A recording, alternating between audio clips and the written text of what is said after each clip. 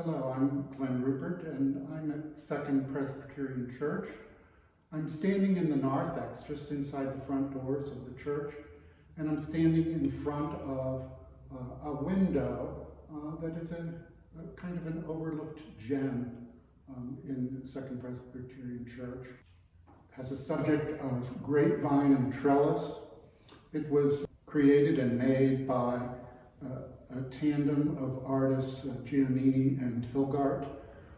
And the subject of the grapevine and trellis is part of the Christian liturgy.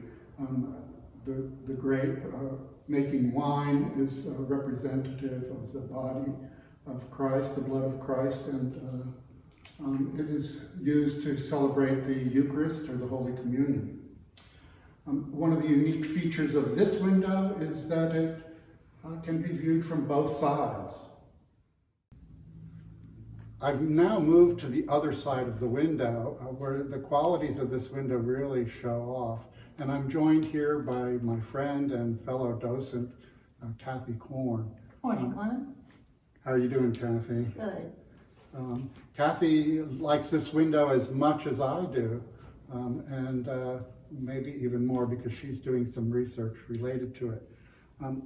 The design of the window is unique. Of all the windows in this church, it's clear glass. It's all clear glass of varying textures that are making up parts of the design.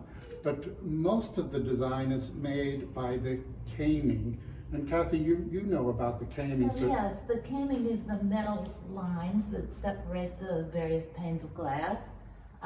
Here we have, the designer has used grapevines in a way that is unique to anything else that we have in the church. I think that line quality in the window is what makes it an extraordinary design and a really fine example of window design at the beginning of the 20th century.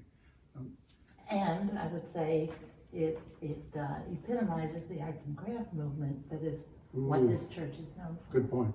Good point.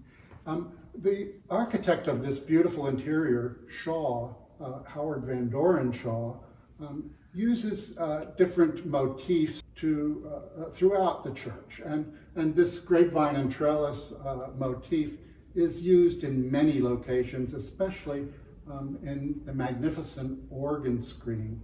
Not only does he do it here in glass, but he does it there in brass. And when you come to visit the church, you need to see both of those things and how he does that.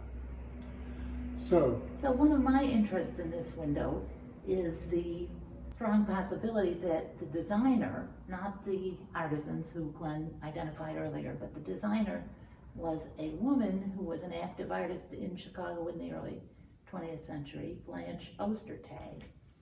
I suspect that Ms. Ostertag designed this because we know that she did some work at the time of the 1901 rebuilding of the church after the fire, because the church records show a receipt that Ms. Ostertag was paid all of $25.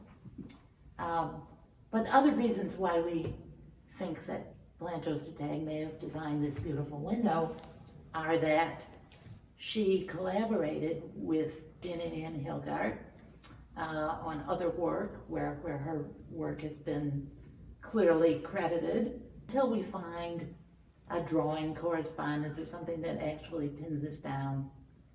I believe this is the work of Blanche Ostertag. And wouldn't we want this to be a design of a woman so that we can celebrate kind of women artists at this time in history? We've been wishing that Blanche Ostertag is the designer of this, and I suspect she may be. So I think your research will eventually pan out to do that. So next time when you visit the church, make sure you come and see this window. Often I overlook it in lieu of all of these beautiful windows of bright colors, and I think this is a window not to be overlooked. Thanks.